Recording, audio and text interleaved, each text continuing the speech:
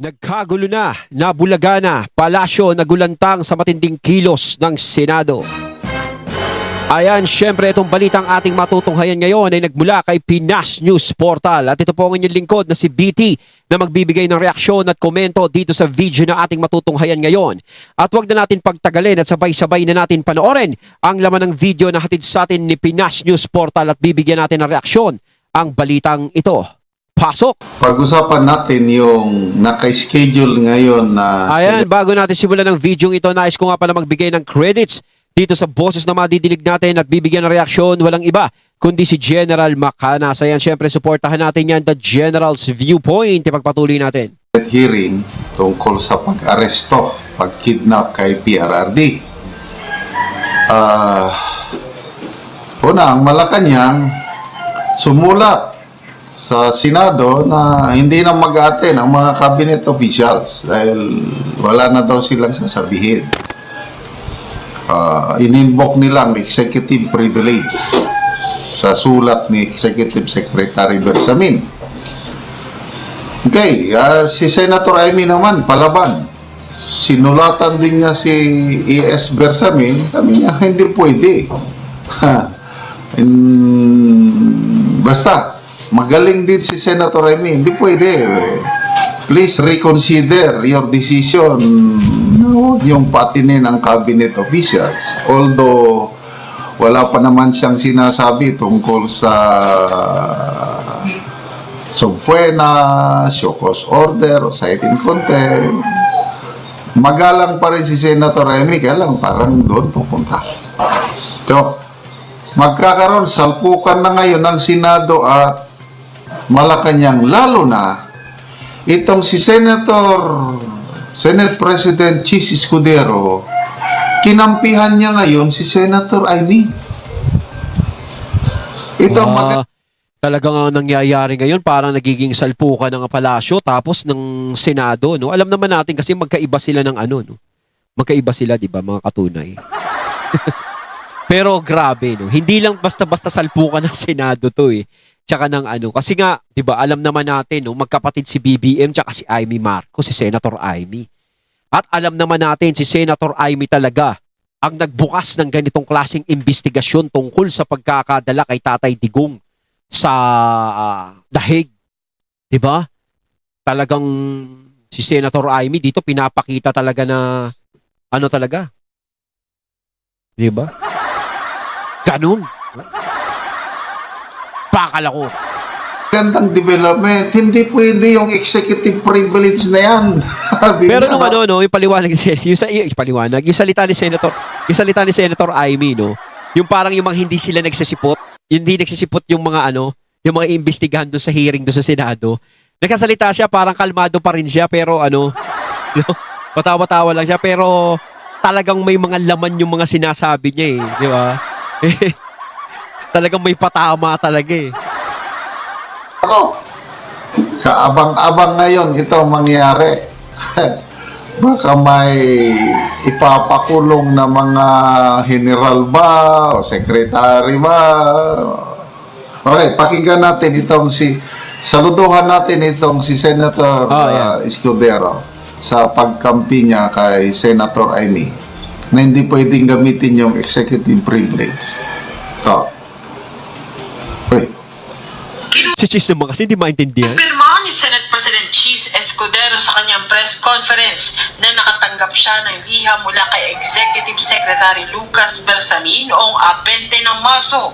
Nakasaad dito na pribado at hindi maaaring isang publiko ayon kay Bersamin ang mga usaping naganap sa mga closed-door cabinet meeting at ilang mga impormasyon na related sa presidential communications. Pero hindi umubra kay Escudero ang ganitong pagrarason. Sa tingin niya kasi, hindi akmang kumpasan ang executive privilege sa kasong ito dahil hindi naman uungkatin ang mga usapang naganap na direktang involve ang Pangulo.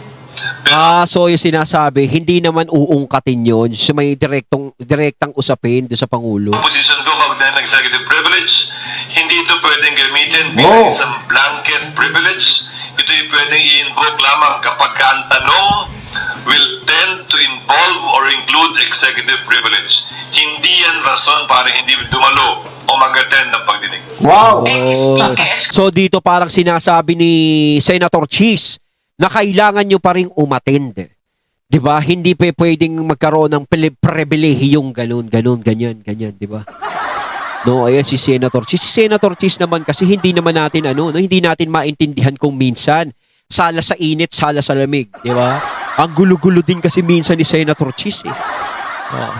Ngayon, may mga kilos si Senator Cheese na nakakatuwa, may mga kilos siyang nakakainis. 'Di ba? Kaya talagang naguguluhan tayo sa mga ginagalaw niya. Pero ito maganda na naman yung naging ni Senator Cheese, no, na bawal nga daw yun. Hindi katwiran yung mga ganong klase na dahilan. Kumbaga kailangan dumalo ka sa investigasyon. At mas maganda naman talaga, 'di ba? Mas maganda naman sana daluhan na lang. 'Di ba? Kasi nga gaya nung mga sinasabi ko, no, nakakarinig na sila ng mga negative na sinasabi tungkol sa kanila. Mas maganda kung gusto nating matahimik yung mga negative. Kasi hindi naman talaga mariresolbahan yan sa pagpapatahimik ng kung sino-sinong bumabanat sa inyo eh. Diba hindi mariresolba yan? Kasi halimbawa, may mga taong bumabanat sa inyo, 5, 10. Sa tingin nyo ba pag pinatahimik nyo yan, pinakulong nyo yan, ganto, ganyan, sa tingin nyo ba, hindi pa yan madadagdagan? Padami yan. So ang mas maganda na lang siguro, kung may naririnig kayong mga negative, no, sa inyo, mas maganda kung patunayan nyo na lang sa mga sarili nyo na malinis kami. Maganda yung ginawa namin. Tama yung ginawa namin. No, aatin kami dyan. Hindi kami magtatago, lalabas kami. Diba? Mas maganda harapin kung harapin. Diba? Ganun yun. Kasi nga, ipapares natin si PRRD, sinabi nga ni Senator Amy, isang matanda, may sakit, pero hinarap niya kung ano man yung sa kanya, diba? Si Tatay Digong yun.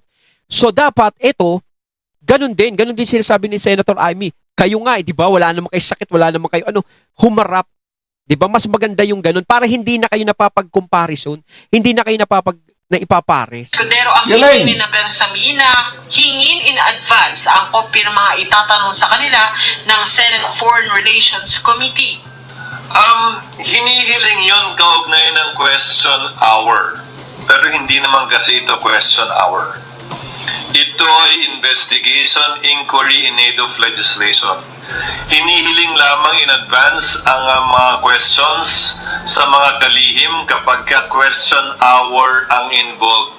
At yan ay nakalagay sa aming rules, yan ang nakalagay sa Saligang Batas din. Pero hindi question hour yung nangyari sa pagdinig na isinagawa ni Senator Amy, kaya hindi kinakailangan magsumite ng mga questions beforehand. Pinabulaanan din ni Escudero na hinarang niya ang pagdinig sa pagka-aresto ni dating Pangulong Duterte. Dagdag pa niya, ikinagalak pa nga ng Malacanang ang nasabing pagdinig dahil nagkaroon sila ng pagkakataong klaruhin ang ibang bagay. Matatanda ang nagsagawa ng pagdinig noong 20 ng Marso ang Senate Foreign Committee tungkol sa umano'y crimes against humanity.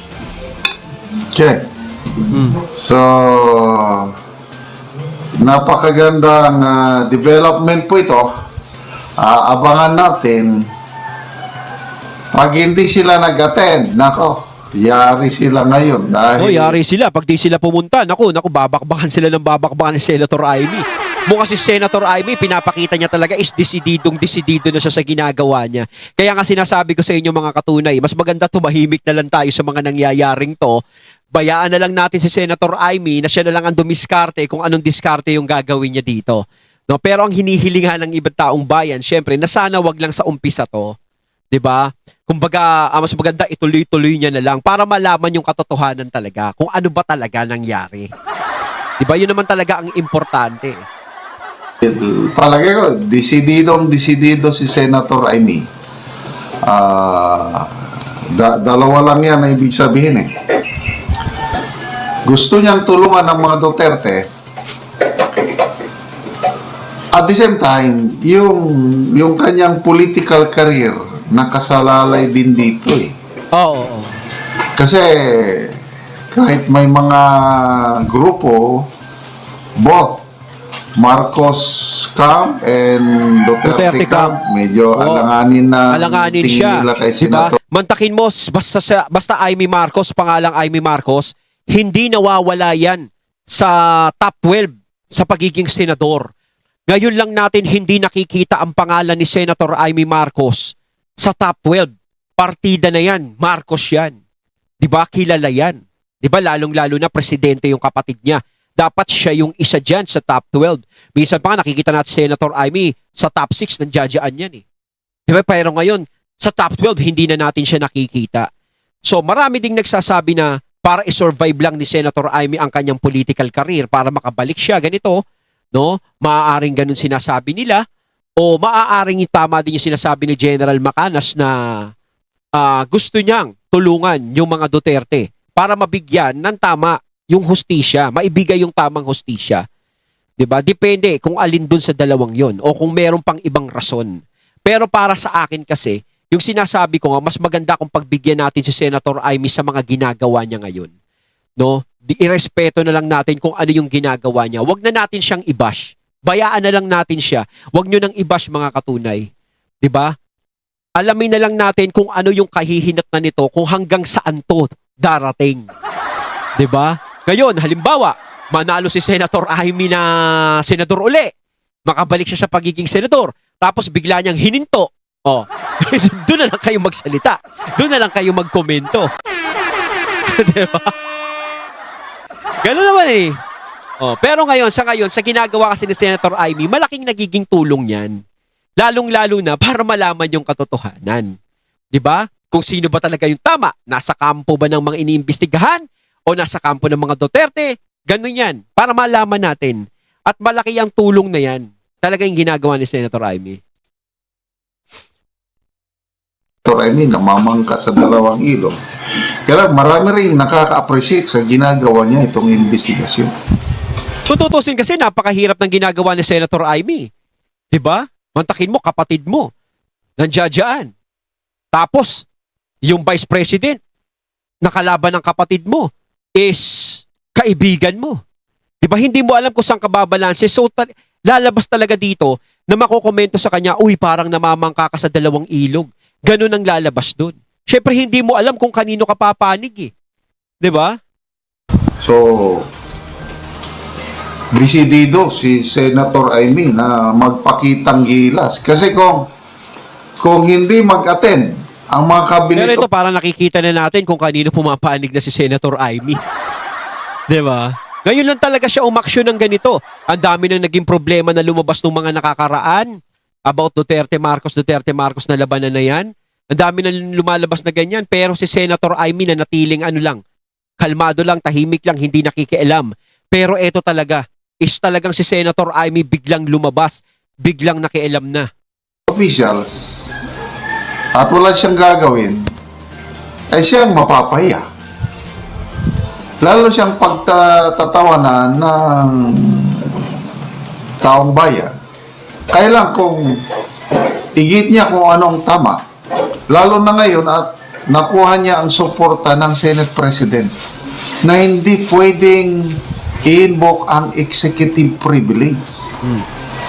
Pwede lang yan i-invoke kung ang involved si Presidente.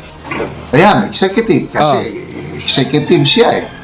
Kaya lang kung ang mga cabinet officials lumalabas na hindi pwede. Dapat sagutin ng mga cabinet officials yung tanong. Kaya dapat. daming tanong ng taong bayan eh. Oo. Kahit pas para kasi yung nangyari, kaya magkakaroon ng second hearing, parang hindi na kontento yung taong bayan sa mga nalaman nilang sagot. 'Di ba? Parang naguguluhan sila. Kasi naman bakit kasi kayo sumagot ng ganun sa social media tuloy? Sa mainstream media, yung interview sa inyo tapos naging iba na pagdating dyan. Kaya tuloy naguguluhan, 'di ba? Linawin nyo naman kasi. Ayaw nyo kasing linawin. Kaya tuloy magkakaroon ng second hearing. Kung kasi inyo siputin nyo na lang para matapos na yan, di ba? Matapos na yung mga ganyan-ganyan. Oh, para malinawan na lahat kung ano dapat yung linawin.